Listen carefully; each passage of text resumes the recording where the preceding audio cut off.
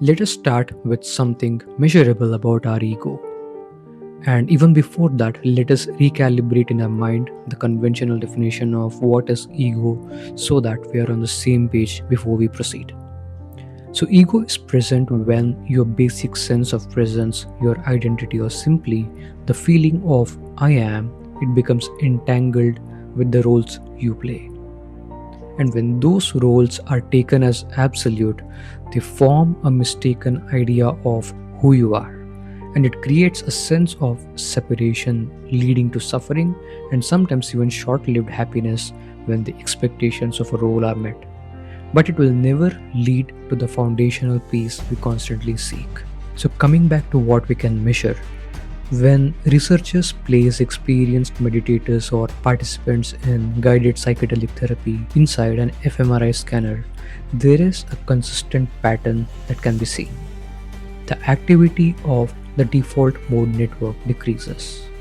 So this network, it points to a system in our brain that activates when you think about yourself. That is, when you replay a conversation from yesterday, or when you imagine how you will perform tomorrow, or when you evaluate how others see you.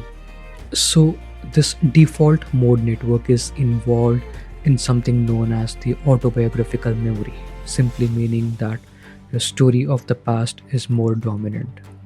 It is also involved in mental time travel, or what you mean by imagining yourself in the future. And most importantly, this network, it supports the constant internal narration of me, the voice which is always commenting about your experience, that voice which keeps comparing yourself with others, and also the voice that says this is happening to me. All of this is a result of a pattern which is embedded in your default mode network. When this network is highly active, the sense of a personal storyline becomes stronger, or simply your ego is dominant. Remember, it is currently an unconscious state for majority of the humans. And when it quiets, that storyline, it softens and you are more available to this moment. So for anyone interested to explore more, the default mode network includes areas like the medial prefrontal cortex of your brain and also the posterior cingulate cortex. When this network quiets, something subjectively profound can happen. The sense of being a separate psychological center, it softens. But here is the real inquiry. Is ego dissolution just a neuronal quietening? Or is it the recognition of something deeper than the psychological identity? At its deepest level, ego dissolution is not the destruction of a person. Rather, it is a temporary relaxation of the mental activity that continuously constructs the story of who I am. When the construction pauses, your experience still continues, and the perception continues, your awareness continues. But the internal narrator loses its dominance. So, what remains is a simple presence which is devoid of unwanted commentaries, saving energy and promoting peace, which naturally comes to the forefront. So, neuroscience describes the brain as a prediction machine. It is not passively waiting for reality to arrive, rather, it is constantly anticipating it. So, before you consciously see, hear, or feel something, your brain has already generated a model of what it expects to happen next. It predicts the next word in a sentence, the next facial expression of the person you're talking to, the next emotional reaction. So, now these predictions are layered. At the highest levels are abstract models, including the model of who I am, your personality, your history, your preferences, your fears. All of this may function as a high level predictive framework, but the sense of me may not be a solid entity. It may be an ongoing model the brain uses to organize your experience continually, but when ego dissolution occurs, something subtle shifts. The top-down prediction, it begins to weaken. Top-down in the sense, the narration to experience. The narration goes down, experience becomes more dominant. The brain relies less on rigid identity-based assumptions. The narrative filter, it simply loosens. Instead of experiencing the world as this is happening to me, there is a more direct contact with raw sensation. You hear sounds without immediate interpretation. Your emotion is without immediate ownership. You don't own the emotion, rather, you naturally respond to situations, which is usually a present emotion. So, it is not that the perception disappears, it becomes less shaped by the story of who you think you are. And in that loosening, experience can feel unusually immediate, fresh every moment, and it is less rehearsed. Not because something new was added, but because something predictive it's softened. You are becoming more available to the perception first, that is, you're changing the model from top down to bottom up. Interestingly, studies of experienced meditators show increased activation in attention related networks, even while the DMN decreases. DMN, that is a default mode network, it decreases. The attention related networks are still active. This means ego dissolution is not dullness. Rather, it is clarity without a self centered commentary which is continuously active. Your awareness still remains, more so, it is vivid than before. The owner of experience becomes less solid. That is, your ego is not there, but the experience definitely is there. Biologically, the rhythm of your brain changes. So, your brain produces electrical rhythms, or simply what we know as the brain waves, and different states show different patterns. So, beta waves are when you're actively thinking or problem solving, alpha waves increase during relaxed awareness, which is common in light meditation, then theta waves, it appears in deeper meditation and when you're completely absorbed internally. While this is measured existentially, something becomes obvious. Experience is happening, but the experiencer becomes difficult to locate. So let us see some related questions to this. First, the scientist. One of the question could be, is ego dissolution simply a temporary brain state produced by altered neurochemistry? Well, it correlates with measurable changes in neurotransmitters and large-scale brain networks, but correlation does not settle the metaphysical question which we ask. The metaphysical question of who is experiencing.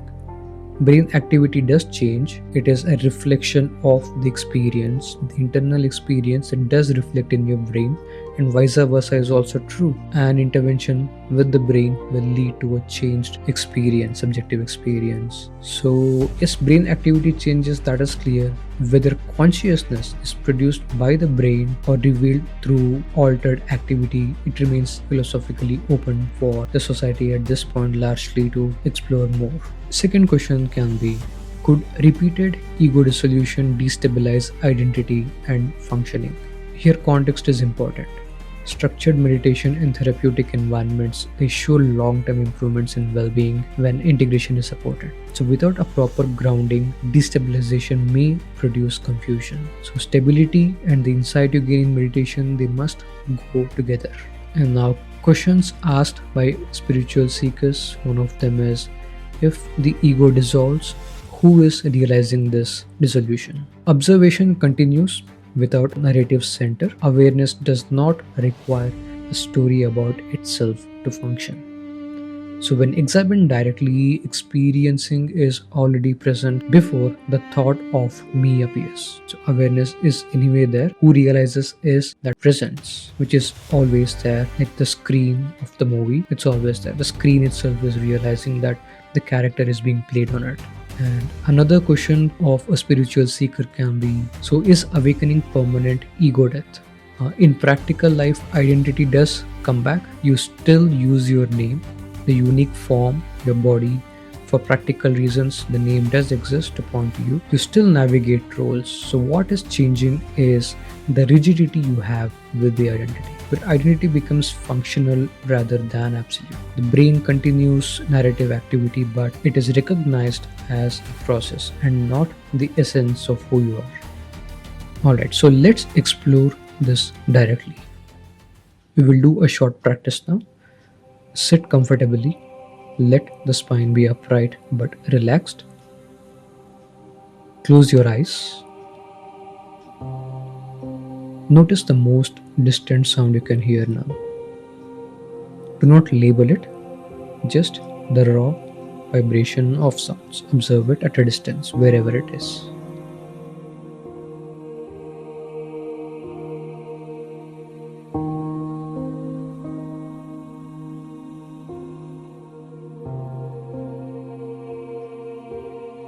Now feel the breath, the physical sensation of expansion and release.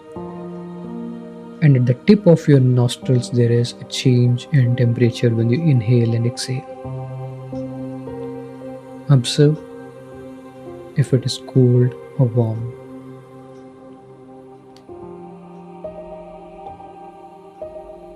Now wait for the next thought. Do not suppress it, do not complete it, just observe its beginning and silently ask, before this thought forms the idea of me, what is here? Look for the one who is observing, not conceptually but directly.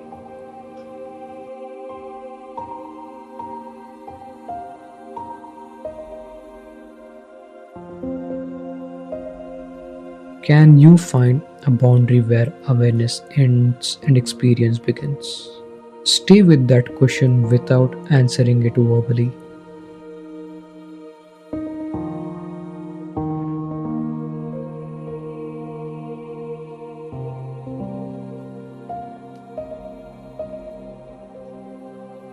For a few breaths, rest as simple noticing. Your experience continues, sensation, sound, subtle thought. But the psychological center, it may feel lighter.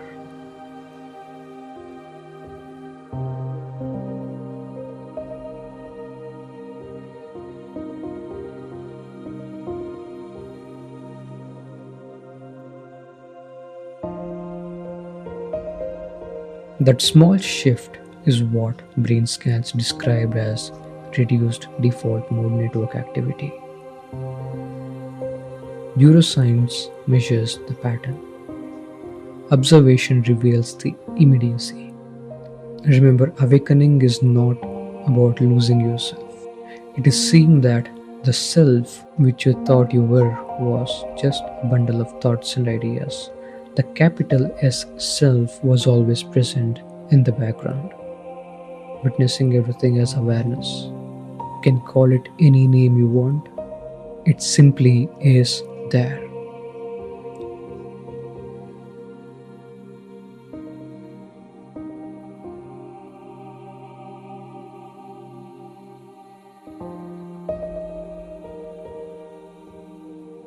Be careful in giving it a label.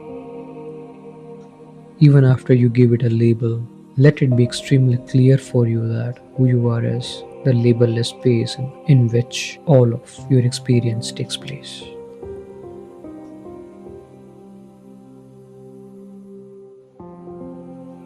Take a slow, deep breath.